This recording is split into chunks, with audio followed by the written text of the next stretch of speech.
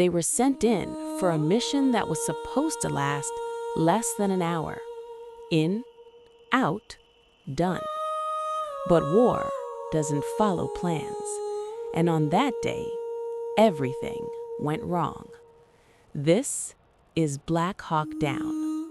The story begins in the war-torn streets of Mogadishu, a city broken by chaos, controlled by fear, ruled by a warlord, Mohammed Farah Aidid. Food is scarce, violence is constant, and survival is never guaranteed. The world watches from a distance, but does nothing. Until now.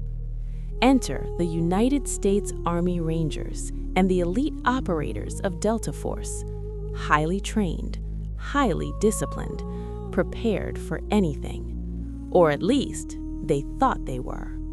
Their mission is simple: capture 2 of Aidid's top lieutenants, a fast, precise strike. They'll be in and out before anyone even knows what happened. Among the soldiers are men who have trained for this moment their entire lives. Young, focused, determined. Men like Eversman, a leader stepping into command for the first time, and Hoot Gibson, a seasoned Delta operator, calm under pressure. The plan is set. Helicopters will insert the Rangers into the city. They'll secure the perimeter. Delta Force will move in, capture the targets, and extract. Simple, clean, controlled. But the moment they arrive, everything begins to fall apart. The helicopters roar over the city, ropes drop, soldiers fast rope into hostile territory, and instantly they're under fire. Gunshots echo through the streets, militia fighters emerge from every direction. The Rangers take positions, returning fire, holding the line. Delta Force moves fast. They locate the targets, capture them. Mission success, right? Wrong, because war has other plans.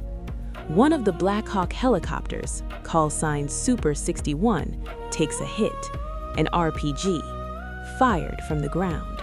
It spins out of control and crashes right into the heart of the city. Everything changes. This is no longer a simple mission. This is now a rescue operation. Chaos spreads instantly. The convoy on the ground tries to reach the crash site, but the streets of Mogadishu are a maze. Narrow alleys, hostile crowds, endless gunfire. They get lost, ambushed, cut off. Meanwhile, the soldiers at the crash site are alone, surrounded, outnumbered, fighting for their lives. Back in the sky, another disaster. A second Black Hawk, Super 64, is hit. Another RPG, another crash. Now there are 2 crash sites, 2 groups of soldiers, completely isolated, and an entire city closing in on them. This is no longer a mission. This is survival. At the second crash site, 2 Black Hawk snipers make a decision. Gary Gordon and Randy Shugart. They request to be deployed. They know the risk. They know they won't make it out, but they go anyway. Because that's what soldiers do. They protect their own. They land at the crash site, just the 2 of them, against an entire city.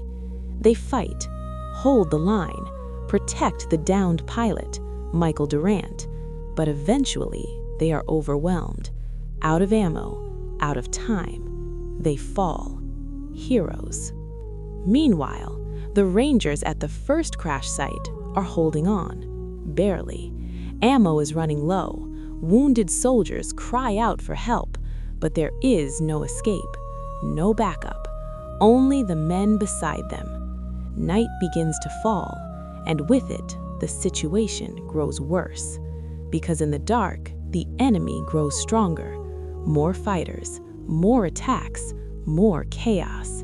But still, they hold, because giving up is not an option. Back at command, a decision is made. A rescue force is assembled, not just Americans, but also United Nations troops, tanks, armored vehicles, reinforcements. They push into the city, fighting their way to the crash sites, taking heavy fire, but they don't stop because they know men are still out there, waiting, hoping, surviving. After hours of fighting, they finally reach them. The survivors are loaded into vehicles, wounded, exhausted, but alive. And then comes the final test, escape. Because the convoy doesn't have room for everyone, some soldiers are left behind, forced to run through the streets, under fire, in what becomes known as the Mogadishu Mile, a desperate sprint for survival. Bullets fly, men fall, but they keep moving because stopping means death. And somehow, against all odds, they make it. The survivors reach safety. The mission is over, but the cost is devastating.